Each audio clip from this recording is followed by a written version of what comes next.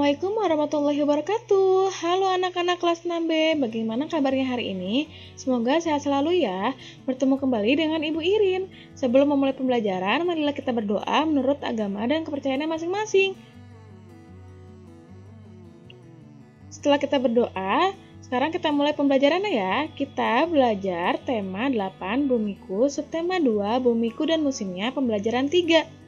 Tujuan pembelajarannya yang pertama dengan menganalisis suatu bacaan yang terdapat pada video pembelajaran yang dibagikan di grup WhatsApp, peserta didik mampu memahami hubungan antara keadaan geografis dan keadaan sosial budaya suatu negara. Yang kedua, dengan menganalisis infografis yang terdapat pada video pembelajaran yang dibagikan di grup WhatsApp, peserta didik mampu mengidentifikasi kewajiban warga negara terhadap pelestarian lingkungan.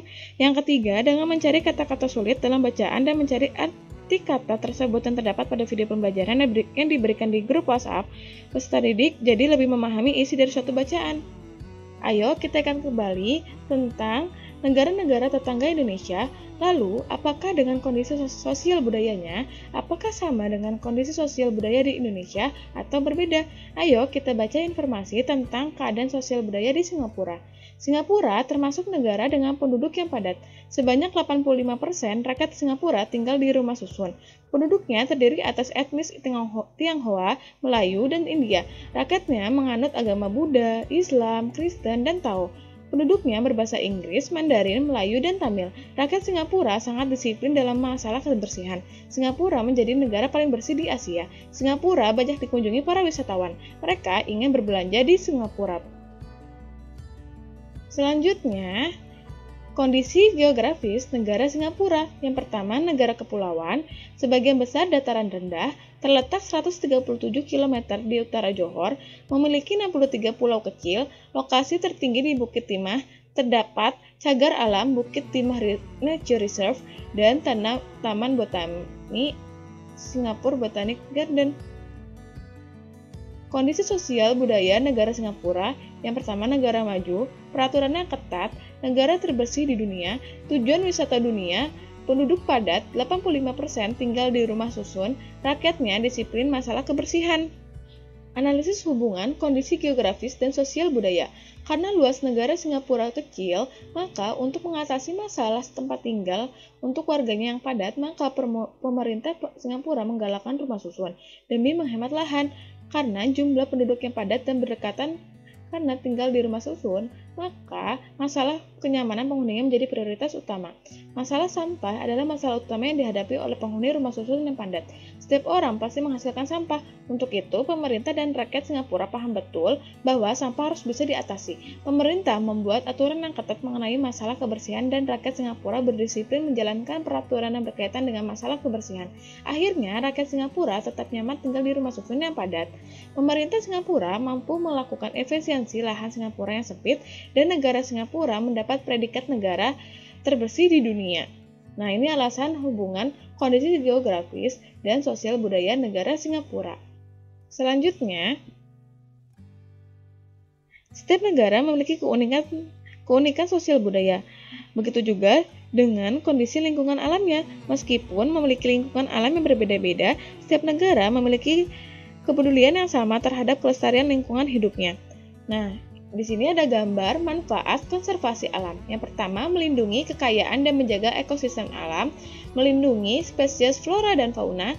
Yang ketiga, menjaga kualitas lingkungan. Yang keempat, mencegah kerusakan dan pencemaran lingkungan yang mengakibatkan bencana. Yang kelima, menghadirkan kehidupan yang lebih baik bagi masa depan. Yang keenam, untuk menyelaraskan kehidupan manusia dan lingkungan. Yang ketujuh, pemanfaatan lingkungan yang baik dan bijaksana. Itulah manfaat dari konservasi alam. Menjaga kelestarian hidup merupakan tanggung jawab bersama.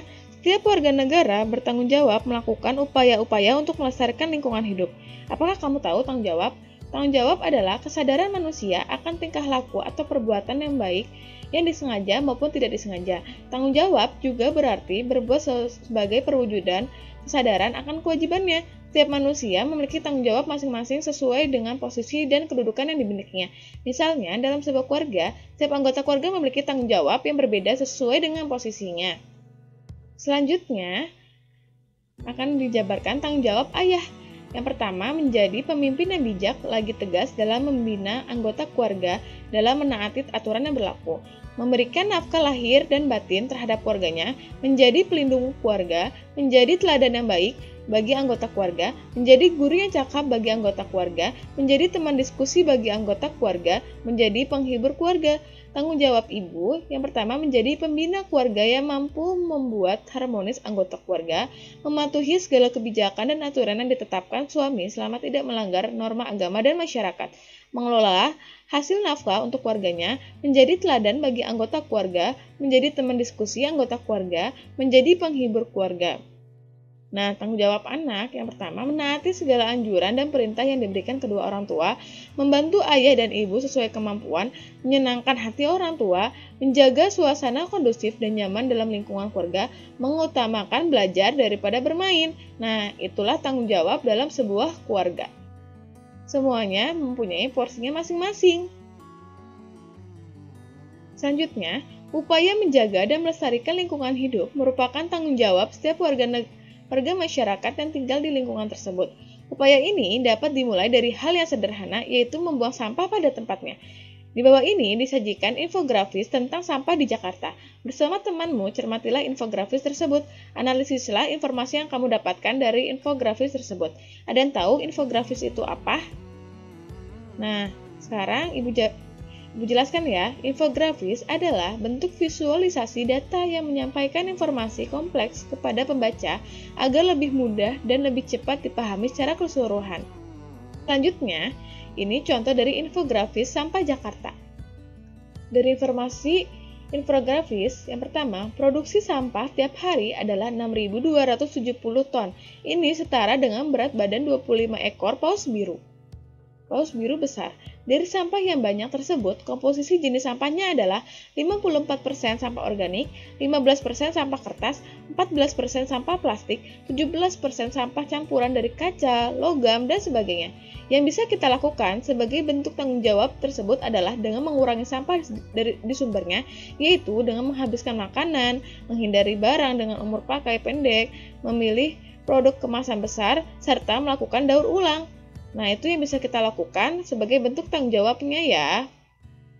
Selanjutnya, kita identifikasi tanggung jawab kita sebagai anggota masyarakat dalam menjaga lingkungan kita dari sampah. Yang pertama, mengurangi, menggunakan kembali, daur ulang, dan menggantikan sampah. Yang kedua, mengurangi sampah dengan mengurangi pemakaian plastik. Yang ketiga, membuang sampah pada tempatnya. Yang keempat, melakukan daur ulang terhadap sampah, melakukan pemilahan sampah saat kita menghasilkan sampah, menjaga lingkungan dari polusi atau limbah, bergotong royong membersihkan sampah di lingkungan sekitar, menimbun sampah yang tidak bisa didaur ulang, mengkampanyekan gerakan bersih sampah, mengajak masyarakat untuk membangun bank sampah. Nah, itu merupakan tanggung jawab kita sebagai anggota masyarakat dalam menjaga lingkungan kita dari sampah. Kesimpulannya ialah, kita wajib melestarikan lingkungan dan menjaga lingkungan agar tetap bersih dan terhindar dari penyakit. Nah, yang bisa kita lakukan sebagai tanggung jawab kita ialah mengurangi sampah di sumbernya, yaitu dengan menghabiskan makanan, menghindari barang dengan umur pakai pendek, memilih produk kemasan besar, serta melakukan daur ulang. Nah, Singapura merupakan negara terbersih di Asia dan juga di dunia. Sekian dari Ibu, kurang lebihnya mohon maaf. Wassalamualaikum warahmatullahi wabarakatuh.